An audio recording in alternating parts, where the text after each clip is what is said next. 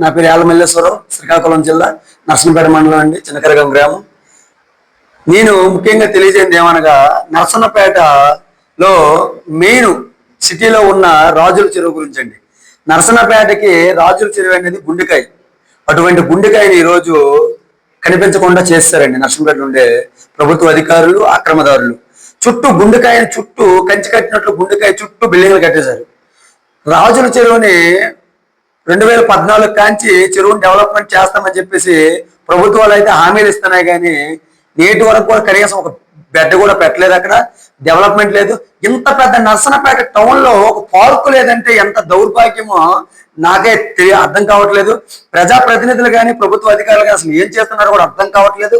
నర్సన్నపేట రాజుల చెరువుని మొన్న మేలో సీఎం గారు కూడా వచ్చి సీఎం గారు ఏం చెప్పారంటే తక్షణమే చెరువును డెవలప్మెంట్ చేయాలని చెప్పేసి ఆదేశాలు కూడా జారీ చేశారు.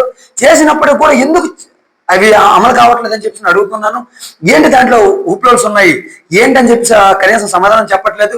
ఎప్పటికైనా అధికారులు స్పందించి ఆ రాజుల చెరువుల పైన ఆక్రమణలు ఆపి ఈ రాజుల చెరువులో ఉన్న డెవలప్మెంట్ చేసి, పార్కుల డెవలప్మెంట్ చేసి, నర్సన్నపేటకి సుదీర్ఘమైన చెరువుని మళ్ళీ బాగు చేపించి నర్సన్నపేటని మంచిగా తీర్చిదిద్దాలని చెప్పి నర్సన్నపేట చిరకాల కోరిక అది. నర్సన్నపేట ప్రజల చిరకాల కోరిక. ఇప్పటికైనా ప్రభుత్వ అధికారులు, ప్రభుత్వాలు స్పందించి తక్షణమే రాజుల చెరువుని డెవలప్మెంట్ చేయాలని చెప్పేసి నేను కోరుకుంటున్నాను.